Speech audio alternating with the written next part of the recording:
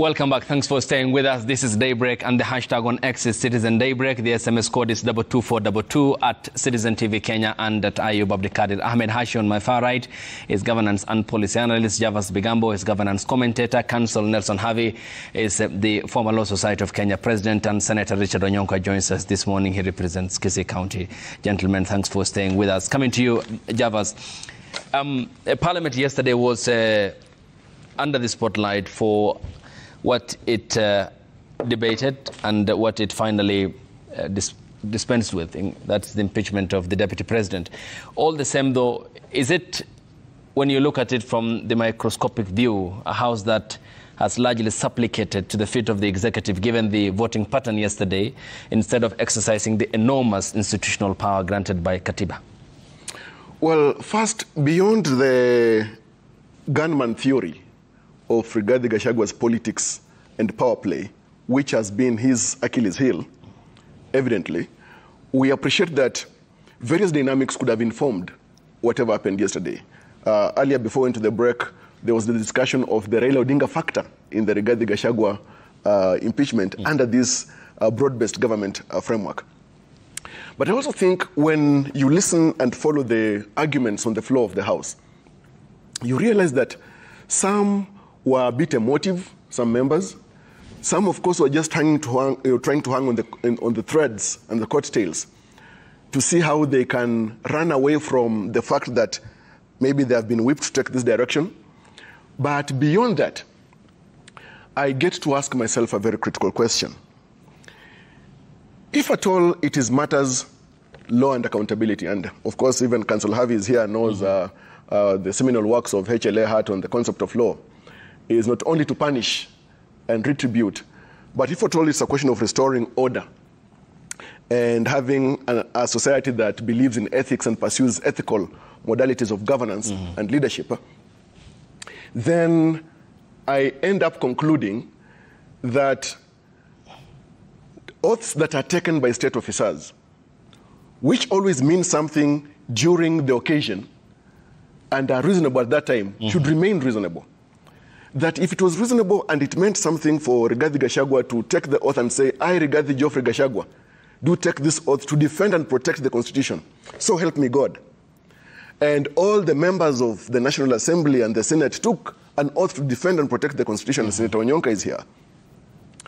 Let us perpetually see this oath meaning something in the entire duration of service of members of the House.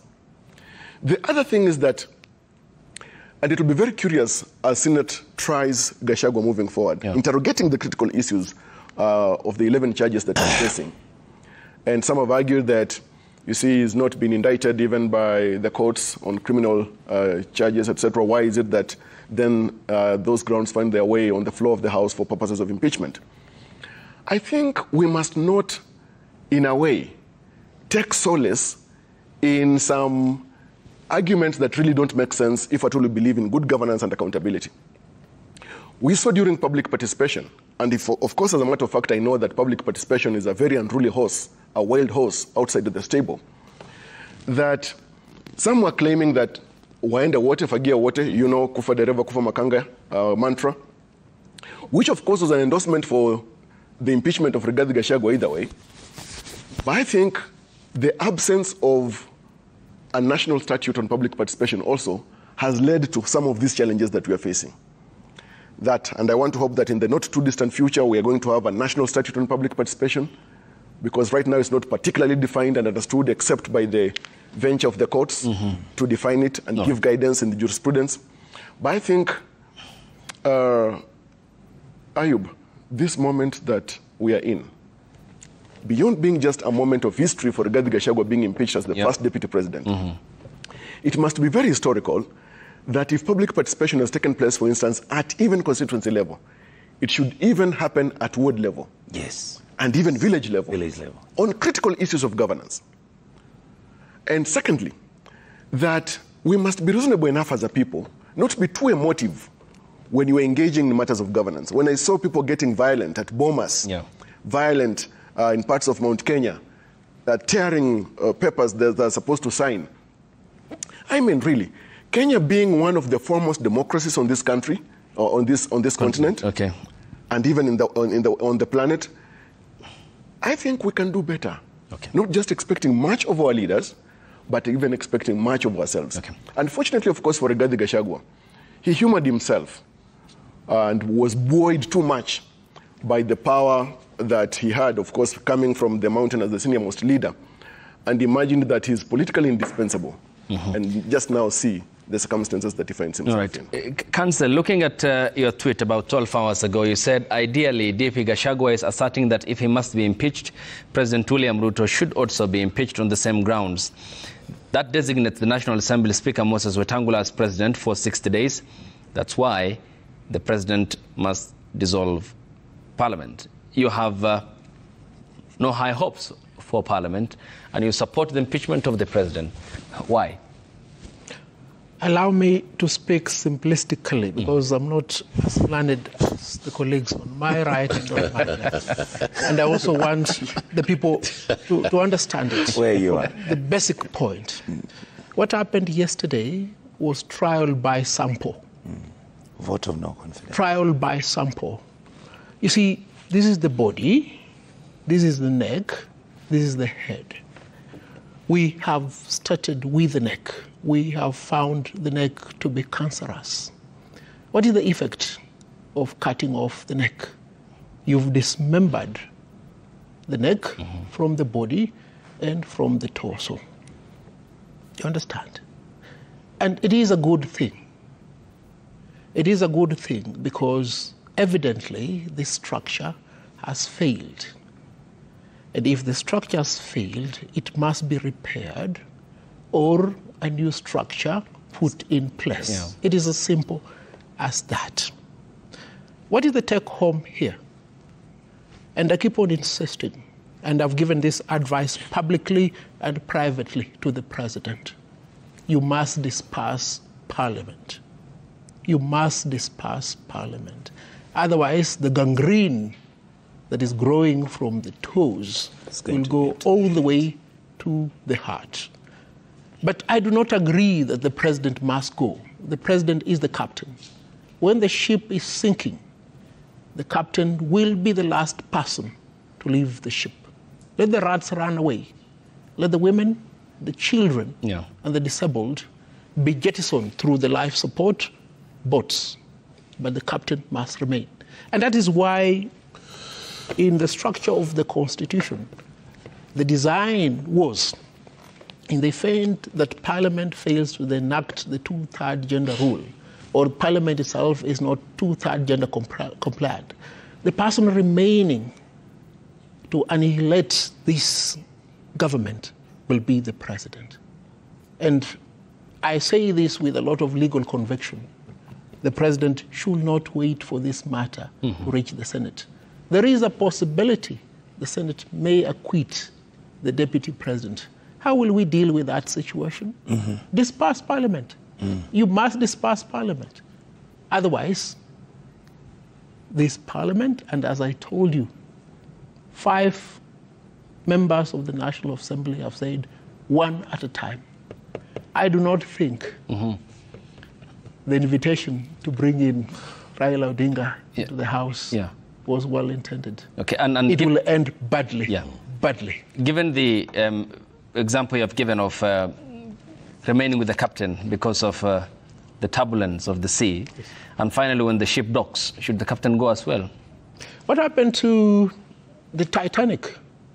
After everything was done, the captain knew that we're going to die. We're going to die. So the captain must be the most courageous of the crew in the ship. It's not easy to be president. You are elected president so that you die for the people, so that you don't sleep for the people, so that you are impoverished for the people. And it is for that reason that the turmoil currently prevailing is one that requires a lot of wisdom. I do not know whether my friend and client, President Dr. William Samoei Ruto, has wisdom in his midst. Yes, he must look for it. My learned friend is arguing from a point of view of a guy called Dworkin and Hart. legal professors who spoke about the norms of legality and the legal structures. You know, a learned friend should not put himself down. He's quite learned by arguing this point, and I'm quite savvy to that point. But the issue that we have here is whether or not this country is heading to an autocracy, or whether or not we are going to keep our constitution and head towards a more substantive democracy. Do you think we're heading the autocratic way? I think what has happened, I just talked about something called the totalitarian mindset. The president owns the National Assembly. He owns the judiciary. He has appointed cabinet members who, when he walks in, look down. You know, cabinet is supposed to be a debate center where people debate issues. The president is now an autocrat, not only by name, but by what he's doing. And for him to survive beyond this, because he knows that the people are waiting for him in 2027, he has to do something very dramatic. And what is that dramatic as to the entrance into the dramatized persona is Raila Odinga, to give him legitimacy over what he intends to do. I've argued before that he is going to bring the BBI. He's going to change the constitution. This is the first act in changing the constitution through the legislature. You see, if you're going to change the structures of the constitution, you need to go to a referendum. But the National Assembly is going to be bought, lock, stock, and barrel. And they're going to go to the Chief Justice, and the Supreme Court will say they have every right, they have been elected. Then what are the people left with? The power of the vote. But are we going to get that vote? You see, I'm questioning things about that's coming, because I can see the playbook now. Now, the problem with Mr. Ruto, and I've said that he's a one-term president, he will not bring people together, and he's going to go in 2027. But he's going to go kicking and screaming, in my view, because his mind is in the past. He has been brought up in an authoritarian terrain, and therefore everything that he knows is, you know, me, myself, and I. And that doesn't work in the society that we're in now. And I am very worried about the future of our country, because he has failed politically. Everybody sees that. The economy has failed. The areas of culture, we don't even exist. He is attacking the Gen Zs as looters and people who want to burn down the country, and in the international press. Thuggishness and disappearance is continuing. These are just facts. This is not something that I'm talking about. It's not a theory. So there's a wholesale capture of the president's attempt to topple the very idea of our constitutional government. And I think that we have to be very careful about the future of this country, because if that happens, as my learned friend on the left here will tell you in 2 seconds, that's going to cause a civil war. Okay. Yes, Senator. Hussein, I've sat here with you for the last maybe 3 or 4 years. And many of the issues that my brothers are talking about are issues that we've been interrogating and discussing. And I remember there was a time, and I said, given the fact that President William Ruto is the one who has actually survived through President Moi, then he came in through Kibaki, he has been around with Uhuru, and now he's the president. How he finds this a difficult job, I don't understand. I mean, you can't be through 4 presidencies and you don't pick what was their success and what was their failure. Actually, there's nobody else who's been trained to be president better than William Ruto, for the fact that the experience and his exposure and his engagement politically, he has seen what political scandals do. He has seen that Kenyans have fought over the IBC. He has seen what really bad governance is. Yep. He has been part, and indeed, part of the problem and part of the team that was supposed to solve the problem. So I'm like, what then do we need to do if he is not able to engage with philosophy, with ideology, and with good faith, to show Kenyans that there are certain things that have to be done, and they're going to be done properly, and whether it means he loses his friends, so be it, so that the country can steady, so that the country can stabilize, so that he can have a legacy. So the issues that I'm struggling with as a politician is that what is it that is different? How can you, like we've been saying, Ayub, How can you allow state capture to take over all your state infrastructure? I mean, you know, it's mind-boggling. The things, why are our people going to the hospitals and they don't get dialysis done? It's terrible. I have a brother who's diabetic, and he's in the hospital 6 hours every day. And imagine if he wasn't able, because before he became sick, he was actually having a good job, which up to now is providing his insurance. Imagine if it was somebody else who wasn't Disaster. here. Why are we condemning our people to death? There are 9,000 Kenyans on dialysis daily. Exactly. According to the ministry. And we're just condemning them, and we're saying, no, if you don't pay for yourself, or you don't, I mean, how do you make a people appreciate your leadership? Why is William Ruto and maybe Mzee Raila and everybody, why are all of us, why is it that we realize that some of these small things don't matter? That's the conflict I'm suffering from right now. That we have a country with such excellent minds, such excellent input. We have an incredible constitution. Why can't we just follow it? All right. Java's coming to you. In the dailies this morning, to not forget about this very important matter. And on Friday, gentlemen, I'm sure you are alive to the harsh verdict the Kenyan public gave the government. More or less a half-time scorecard, which was very poor. And this morning, the Kenya National Trading Corporation admits that Kenyans lost 6.6 billion Kenya shillings in the edible oil importation scam. Just to peruse through some of the paperwork, Java's coming to you, and as Council Nelson and the two other panelists listening, is looking at the award of these contracts. And this is the paperwork filed before the Senate. For example, two companies had shared the same postal address. One of the directors of Charma Holdings Limited, Ruth Waithera Kinyanjui, told the House that she received the bid through one mail. One email she got, and then everything was confirmed. The other, that they share the same postal address, is that of Mary Wamboi Mungai, the current chair of the Communications Authority of Kenya Board. And these are people with close links to government. Yes. Here, the Kenya National Trading Corporation could directly import the oil from Malaysia, but it contracted them, they imported it, they had to make their profit, then KNTC must sell. The retailers, they must also put in their profit, and then that is when they will pay the... That's why they would have done the government-to-government thing. And which was, the oil ended up never being sold, Javas. I mean, how then Parliament, despite what it attained yesterday, ought to be focusing on such important matters? I'll come to health. I'll come to Adani as well. So is the House also deflecting attention away from the real issues that matter for the public? I think, appreciating what has always been said, that the taste of the pudding is in the eating, we are witnessing before our very own eyes the kind of priorities that our legislators have, as opposed to that which is germane to the country and its progress. And when you look at even the issues of edible oil, issues of, yes, the Adani, that's now dealing with matters, health matters to do with the takeover of the airport and all that, looking at even issues of politics, and yesterday that led to the impeachment of Rigathi in the National Assembly. It's just the politics of messianism, especially false messianism.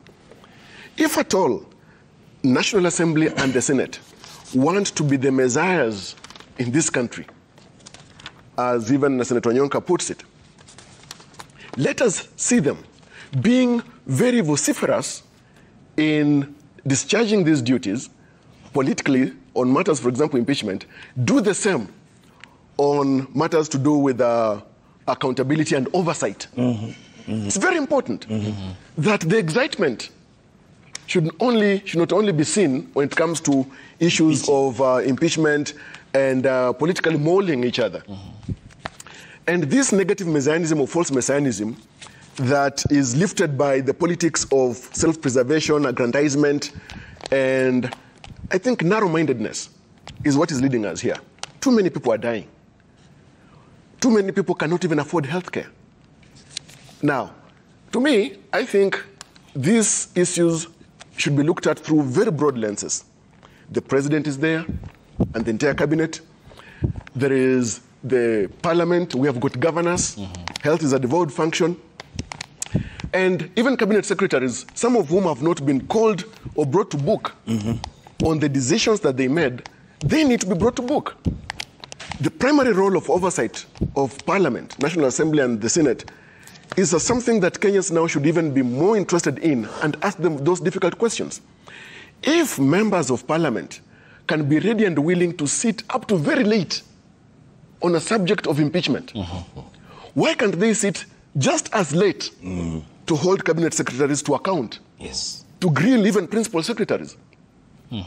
So don't tell me that our legislators are not able to do this work for which they were voted. They are able to do it. Don't tell me that our members of Parliament are not interested and not able to discharge their three critical roles: oversight, accountability, representation. They are able because they have demonstrated it, albeit just occasionally. Why can't they do it incessantly? Money. And when you look at it this way, the politics of self-preservation is what has led this year. Now, we saw even last night, or yesterday morning, in fact, some members of the National Assembly beseeching the attention of the Speaker, Moses Wetangula, that they want to withdraw their signature on the impeachment of DP. Why is it that earlier somebody endorsed, and then later on, upon reflection, they want to withdraw? What happened here? What is it that about this soul that was struck by the light that now they want to see, and now they're turning into Paul? This oscillating between polar positions in our politics, the politics of toing and froing due to political expediency, is the anathema in this country's governance and progress. And who holds in this case, before I come to Council, Javas, because we seem to be having a problem with leadership. And anytime there's this unholy alliance between Parliament and the executive, there seems to be an erosion of the constitutional gains that we made. For example, one of the punching bags the president had used before the campaigns, before the elections, was the issue of the handshake, which he said it's a mongrel. Even went to Chatham House and in London and told the world that the reason as to why we are unable to function is because of opposition in government and government in opposition. On Ford Foundation, he accused them of fanning the Gen Z protests and disharmony. He went to Washington, caused it to them in New York during the UN General Assembly. He said he will not trace taxes. Now they are punitive taxes, literally decimating the middle class. Therefore, in terms of flip-flopping, who then holds the president to account? Do you think the Parliament has the capacity to hold the president to account? Ayub, if law is to justice, just the same way as to what jurisdiction is to authority and reason to thinking, then I bring myself to that critical point of concluding that if it's a question of reasoning, thinking, authority, and the place of law in justice and governance, Parliament has got a critical role in its oversight duties in holding the executive to account. It's the place of Parliament. If it's about passing budgets, is it not Parliament? Which, in fact, many times successfully fails in doing what even the Constitution provides. For example, we know that constitutional commissions are supposed to be sufficiently funded to execute their mandate. Our Parliament makes sure that constitutional commissions are underfunded for reasons known to them. If it's a question of calling cabinet secretaries and grilling them properly, not for purposes of public relations and mere appearance to be seen to be doing the work, Parliament should do that. We have seen it even in other progressive democracies. In the US, for instance, if a cabinet secretary appears, they know that if they're not thoroughly prepared, the cloud of shame will be so dark upon their heads and will remain in infamy. And so I think Parliament can hold the account, the president to account, can hold the entire executive to account. It is Parliament that is the weakest link in this country's governance. Council, was the problem from the start then here? If you look at the composition of even the cabinet and how the president lined up his members of the cabinet, on the 2nd of August 2023, he accused members of his cabinet then of incompetence, of not knowing even what's going on in their dockets, that he is more informed than they are. But he made those appointments. If you look at if merit matters, if competency matters, if professionalism matters, he got it wrong from the onset, is it? You know, whenever I speak about this issue, people say that I'm bitter because I was not appointed a cabinet secretary. I've never wished to be a cabinet secretary because I'm an independent thinker. But to answer your question directly, we have individuals in the cabinet who have no idea whatsoever what their work is. In fact, sorry to say, on their appointment, we know them for the first time. We don't know them. The other day, I almost told somebody, please, can you give way? Oh, I realized it was a minister. Where was that? Well, somewhere. Very funny. But look, the president is my boss, is my client and friend. I do not want to spend this time to criticize. But look, my friend, if you want a job done, get the people who can do the job. It's as simple as that. Don't come and complain that these people can't do the job. You appointed them. It's as simple as that. Very true. The mistake is yours. The buck stops with you. And then there's an issue that you'd asked that Bigambo dwelt upon it at length. This is the issue at page 11 of the Daily Nation. Which is on the edible oils. How much, and for the record, I support the removal from office of DP regarding Gachagua, but for different reasons, selfish reasons. Trial by sample. It will enable us to deal with these hyenas sequentially in future. But how much wealth is he alleged to have acquired within 2 years? 5.2 billion? 2 billion, yeah. Wow. And the matter has been dealt with by the National Assembly in a record 1 week. Now, here we are told there's a haste of 6.6 billion, cooking oil, which has prevailed for the last 1 year. They can't handle it. You know, this is sanitization. It is not the role of Parliament, National Assembly, or Senate to investigate, recommend prosecution, or prosecute. If there was theft of 6.6 billion, the suspects ought to have been arrested, arraigned, and taken to court. What is this issue doing in Parliament? It is being sanitized. Yes. It's a waste of time. They're taking Kenyans for fools, and we are not damn fools. Okay. We are sad. We are annoyed. We are petrified. Let these fools be arrested and charged in court. Because both the Senate Committee on Trade and the National Assembly have heard from the persons involved, and Ahmed, coming to you, and Ruth admitted, Kinyanjui, that it's by one mail that she got the tender of more than 1 billion Kenya shillings. Yes. And from the onset, what actually this meant, to just provide the context, Ahmed, is it was the first initiative taken by Cabinet when the president formed or constituted his cabinet, and it was meant to import 125,000 metric tons of edible oils into the country, and then to bring down the cost of living. The oil ended up in stores in Mombasa. Others some of it is still there. Some of it's still there, and which now kept say is unfit for human consumption. Yes. So what then happens here, Ahmed? Because we seem to be in a fix where issues that are relevant to the Kenyan people are deliberately overlooked. You know, Ayub, there comes a time when lying becomes counterproductive. The whole philosophy of lying is to try and make the public not distinguish between the truth and a lie so that they can survive. And totalitarian mindsets all over the world and throughout history have done that to force a particular totalitarian truth on people. The facts of the matter, and you know, when we're speaking to the Kenyan public, we have to speak to them in an educated way, because we feel it's important for the Kenyan public to will understand what we're saying, or they'll go and research it. Because once you think the public is not with you, as far as thinking is concerned, you're lost. So the facts of the matter are these: the president is the one who appointed the deputy president. This is a fact that we can touch, that he chose him based on a certain criteria. Because the MPs voted for Kindiki. Yes, this is a fact. You know, I don't want theory to make too much of our debate here. The second thing is that he was there for 2 years and he did everything wrong, and the president said nothing about it. That's another fact. But when Mr. Odinga came into power, came into the system, and there was this come we stay kind of relationship here that's in the government now. Then you started hearing Mr. Gachagua is doing this or is doing that. I criticized Mr. Gachagua very early in the beginning because I saw him as a tribal nationalist, as a person who was doing corruption, a person who has no right to be deputy president, let alone MP. And what happened was that this is this alter ego of our president.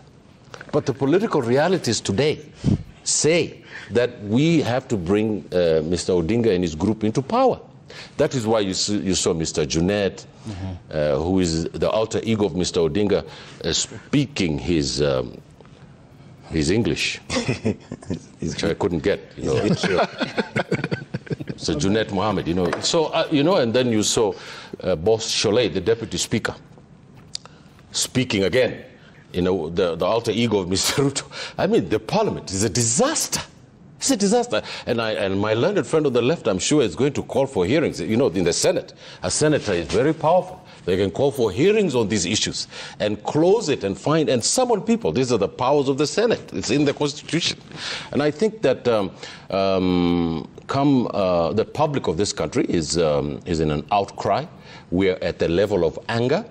Then we're at the level where the elections are going to come and they're going to play the ethnic card.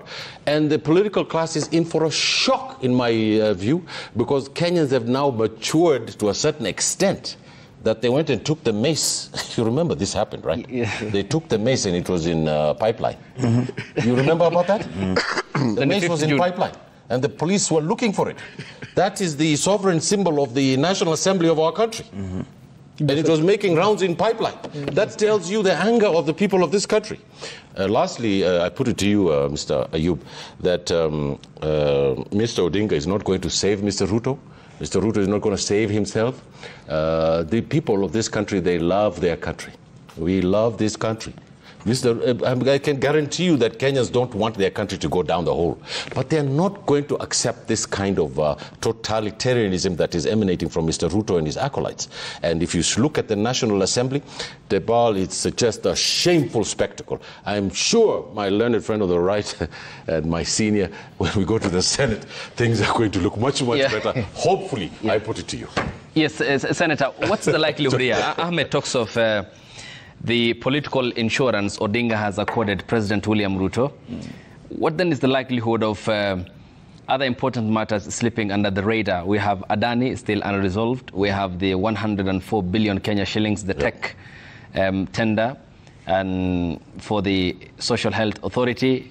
In contrary to the law, a direct procurement was done instead of competitive bidding as the PPP prescribes. And the challenges that the peers, Harry Kimtai stated, were never specified as to why they went for direct procurement. You look at the long list of the owners of those companies and it's a web. I mean, one after the other, and appears to be a whole capture of our healthcare system. So what's the likelihood here of Odinga's political insurance allowing this to slip under the radar? I'm sorry I set you up for this. No, you're by the way, this for me is an amazing discussion. Yes. I have been on it for quite a while, you know that, and I've been quite passionate about it, if not emotional, for the simple reason that I have never understood why such simple things cannot be done.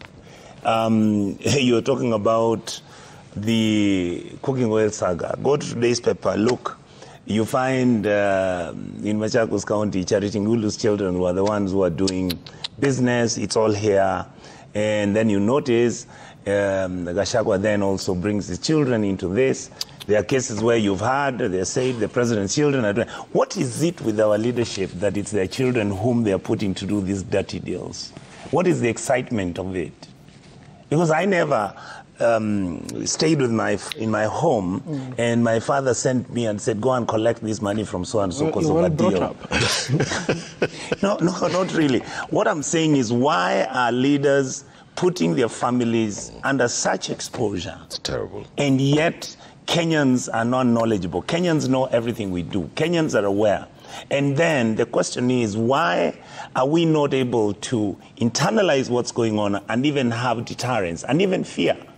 And you saw the other day when I was telling EACC, some of these things that are in the Senate, I totally agree with Harvey. All this stuff is there to be sanitized. I mean, there was a time I was in the Senate and I asked, how can one legal firm get paid 960 million shillings for having performed some legal services to a county government? It's insane. I mean,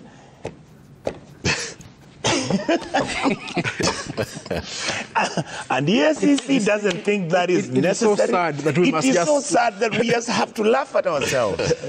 I mean, if you look at what is happening, how can people come in and they're setting up their own health system, and they're buying their health facilities and hospitals, and this is what they want to use so that they can kite off money off the health system? I mean, honestly, how much money do people need?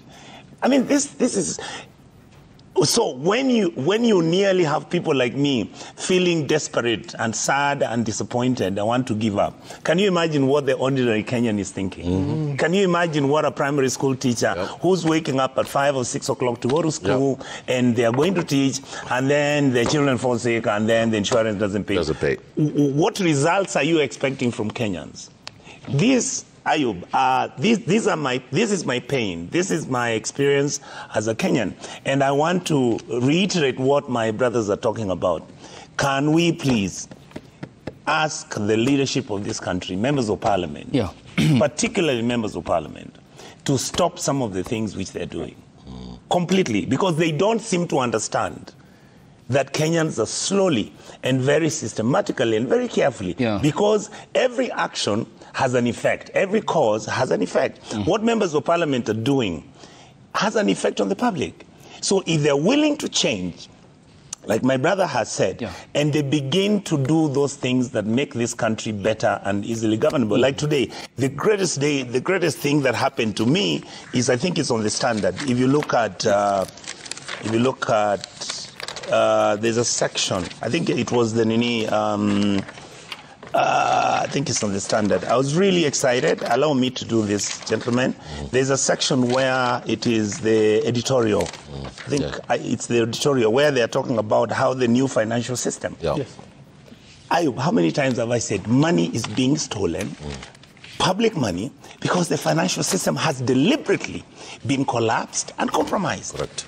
So for them, for somebody in Treasury, and I think it was Mbadi, it's around here somewhere, for finally the government to accept that this is what needs to be fixed. I'll get it as we continue. And it's an overwhelming thing for me, because this country can be fixed.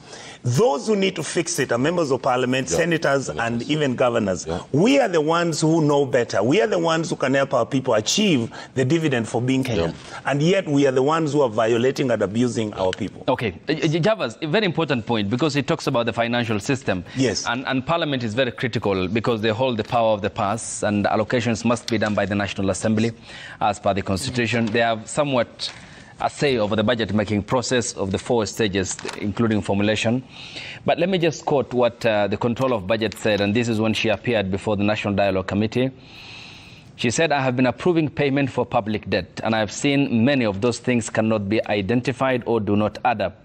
You cannot tell what the money was meant for, and therefore there was no economic gain from that borrowing. And that is what Treasury is exaggerating, and we have been saying this for a very long time." This is Dr. Margaret Nyakango. She was deliberately ignored, including when she provided example how her salary is tripled. Yet she is the only state official. The Parliamentary Budget Office also said, when it made its contribution, that this has contributed to the high cost of imports, including fuel and food, and affected the stability of the import-oriented business. It has also led to high levels of unemployment and loss of livelihood. That's Dr. Martin Musinde, who is the director of the Parliamentary Budget Office. These are issues that are being pushed under the carpet, and it seems there are no red flags raised from the House that ought to be attending to these issues. The control of budget is speaking well, raising all these critical issues. Sadly, Kenyans are not paying so much attention to what the control of budget is saying. Recently, I heard on the floor of the Senate when Senator Kajwang was complaining that the new CS Mbadi has lost weight and is wearing even oversized suits. I want to imagine that he's losing weight thinking about how to reform and improve the management of matters finance in this country.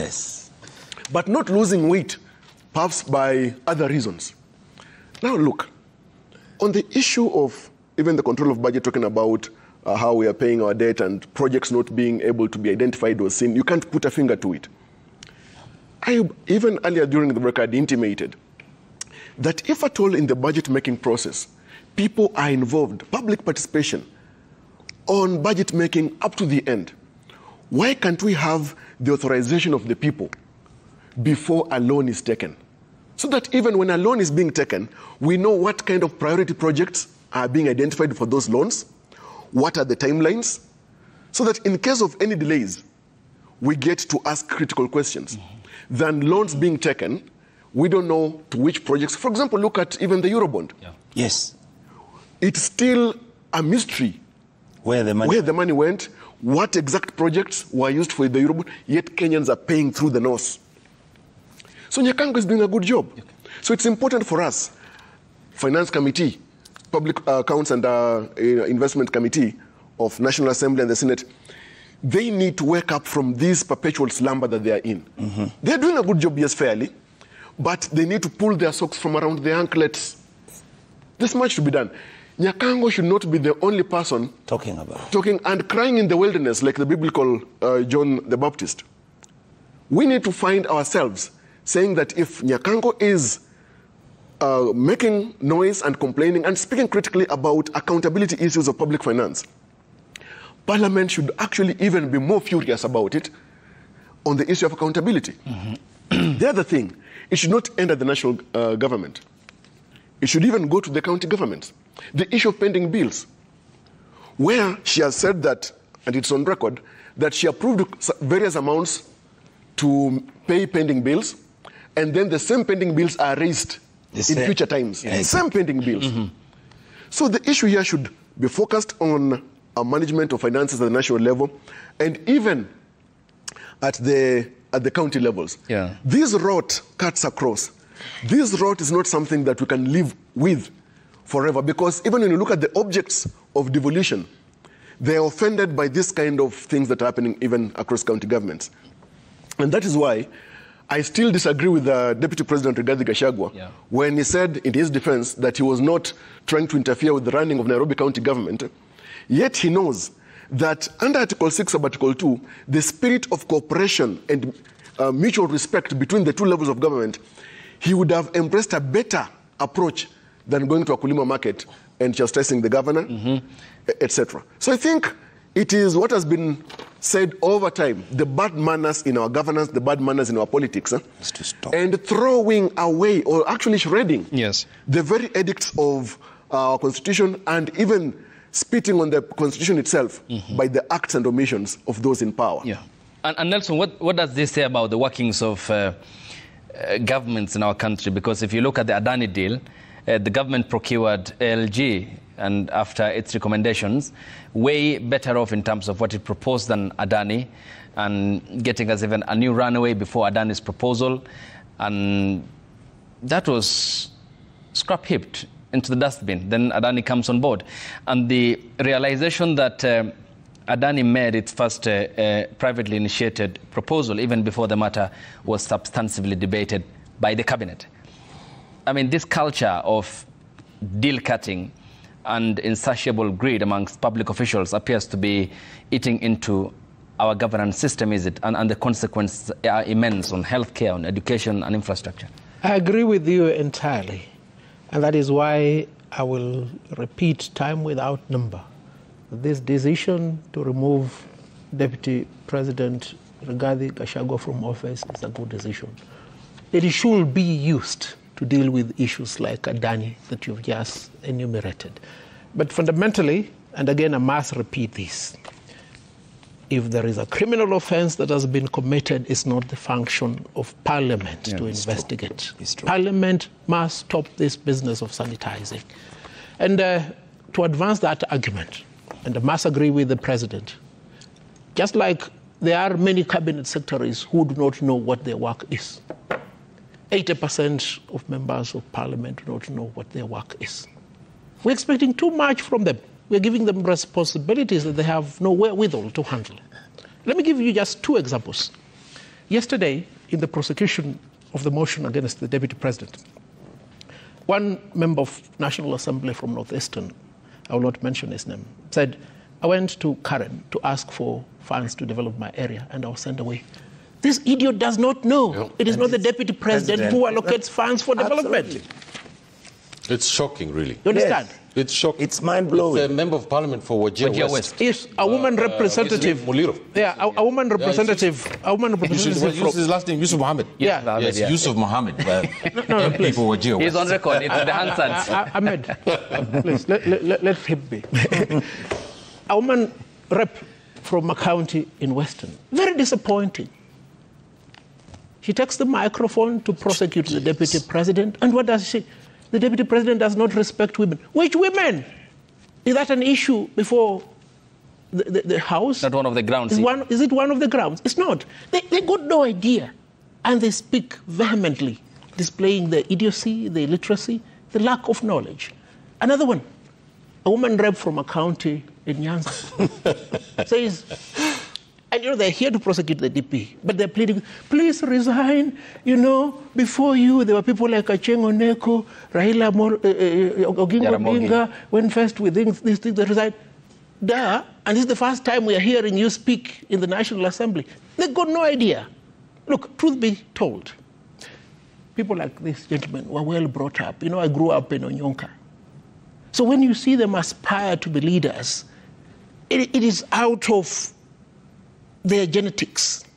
Certain fellows just get into parliament to conceal their thefts or to go and steal.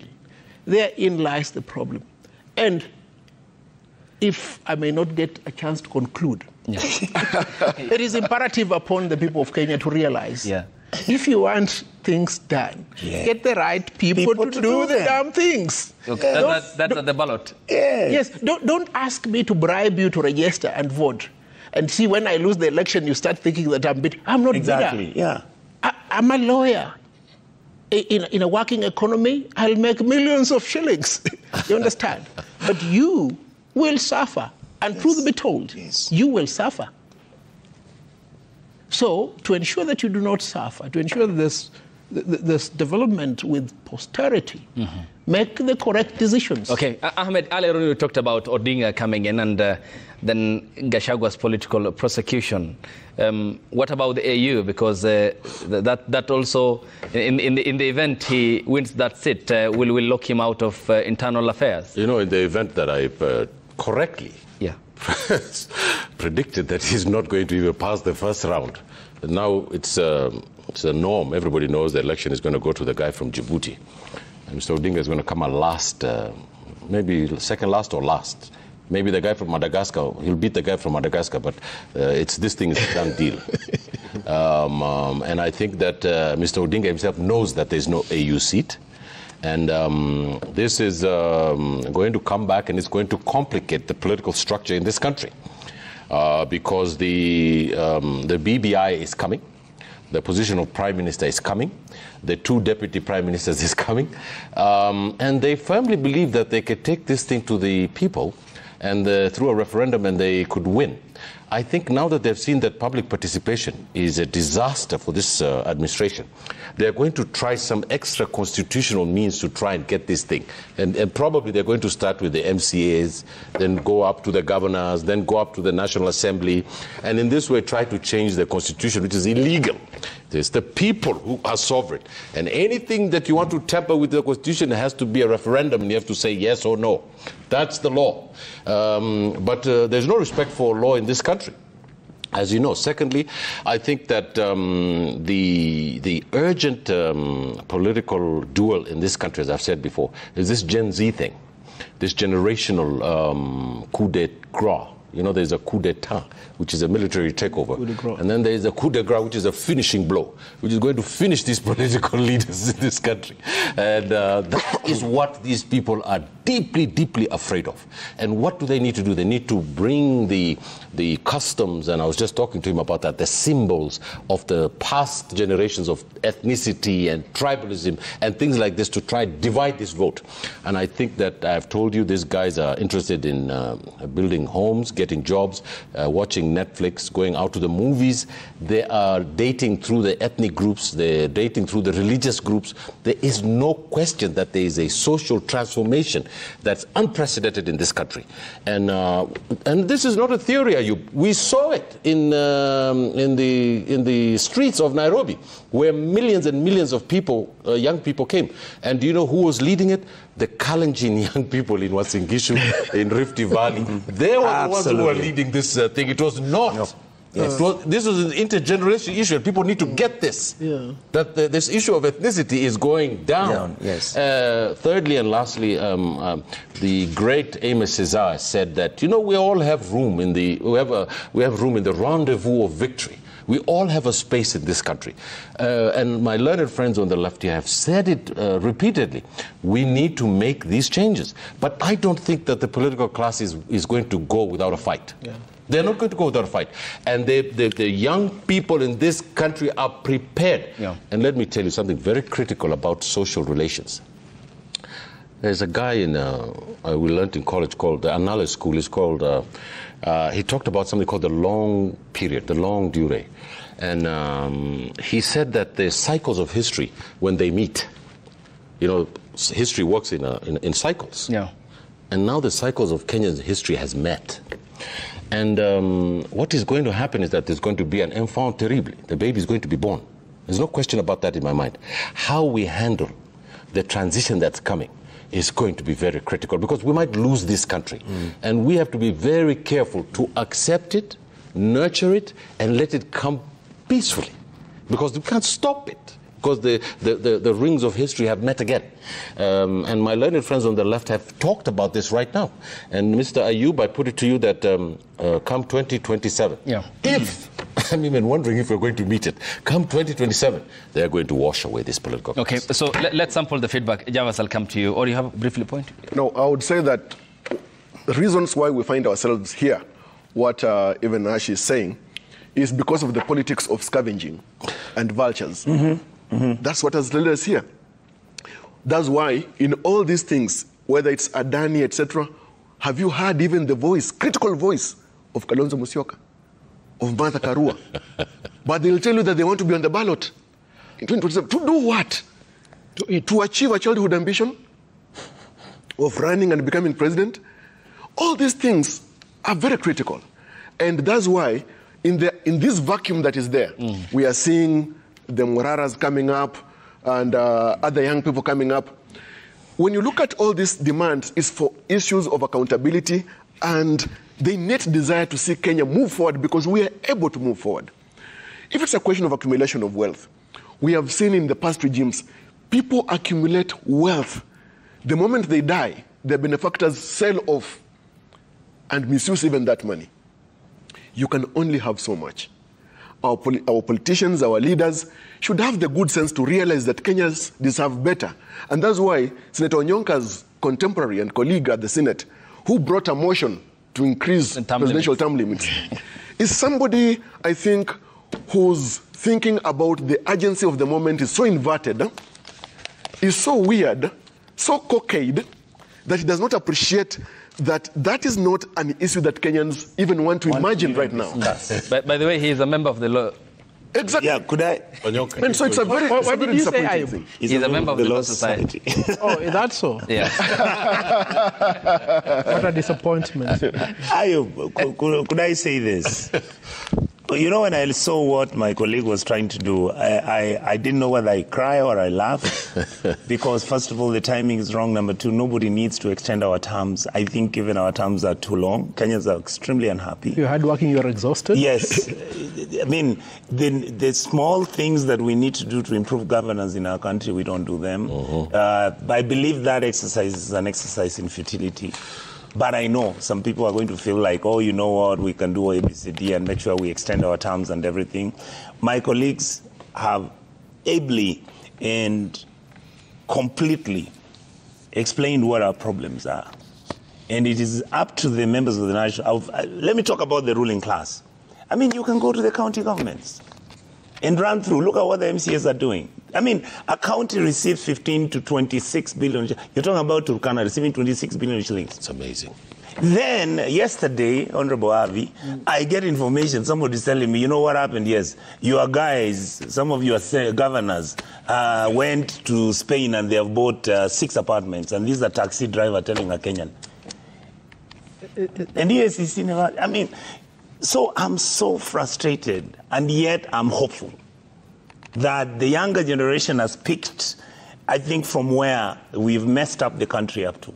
And I think it's the responsibility of all people in this country who are young to know that this system cannot be burnt. We can't throw the baby with the water. Yeah. Let them grab it, let them elect people of substance, because our people deserve the leaders they get. Thank you. If Kenyans don't ask for leaders with quality, wisdom, a good level of education and exposure, they are going to receive mediocrity all their time. And therefore, we need now go to the next level. Thank you. Of asking for excellence and appreciating meritocracy. Yeah.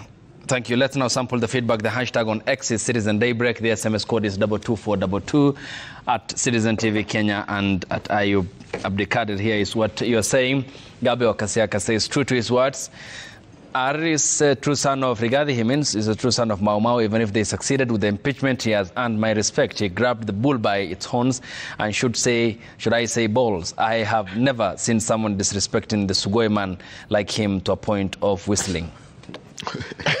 Engineer Lazaro says, historical moment as Parliament exercise powers given to them under 2010 Constitution.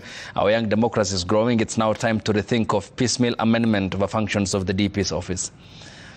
Godi Barasawere says, it's now resolutely clear that the biggest problem bedeviling Kenya is none other than tribalism. The Parliament resoundingly based its impeachment on grounds that Rigiji openly showed bias for Murema region. Samuel O says it is sealed. More than 280 voted yes. Rigathi Gachagua shall be in the Senate next week for final rights. Sir Nixon Dugure says, I am not happy with this parliament. It does not seem to regard the full force of the law. It's usually about what's in for them. No wonder most regret their decisions much later. In Gachagua's case, the court of law will define them. Sam Masika says the group think in our National Assembly is a recipe for a failed state and autocracy. Kenyans is going back to the olden days. He meant Kenya, they are not moved by abductions, police brutality, corruption, irregular procurement, but only self-preservation. Okelo Mwalimu says, it's my hope that the Senate will uphold, protect and defend the supreme law when debating impeachment motion against the DP. It's also my prayer that in doing so, they will teach the merchants of ethnicity a modern lesson that Kenya is one indivisible nation. Crispina Saddam says the process of Gachagua's impeachment has exposed serious fraud in the executive and parliament. The entire system is wired to abuse the citizens of Kenya, and it can never be business as usual. This parliament is a joke. Kabete SK says Kenyans should remember that yesterday's exercise in parliament was not meant to serve their interests. Politicians are fighting their own wars. We'll have another debt in 2027 to redeem our country. Okelo Mwalimu says anyone who voted for the president and the DP has no moral authority to lecture us on how the Dereva and the Makanga should go together. They should direct their anger to their erroneous choice at the ballot. From what I know, it's much easier to replace a Makanga than a driver. The last one, Senator Siaya says the National Assembly had a predetermined decision that and were just voting machines. Gachagua might survive if 17 senators vote in his favor, but if they do not, or if he doesn't, the president will select another from Mount Kenya. Gentlemen, thanks for your time. Ahmed Hashi, governance and policy analyst, thank you for your time. Good morning. Senator Richard Onyonka Kisikauti, thank you. That's the next stop where this will be moving to. Councillor Nelson Harvey, former Law Society of Kenya president, and Javas Bigambo, governance commentator. Thank you for your time. Thanks as well to you too. I wish you would bring us here at least once a month. This team, I really enjoy it. So we make a date? Let's make a date. Yes. Confirmed, Council? Let's make a date. Yes, Javas? Make sure the coffee is here. This is the real Senate. The coffee will be there. Yeah, this is the real Senate. Thank you. Thanks for waking up with us here on the broadcast as well. Up next is Health and Lifestyle with Safina Chengo. Till then, I think it was great. Good morning. Great.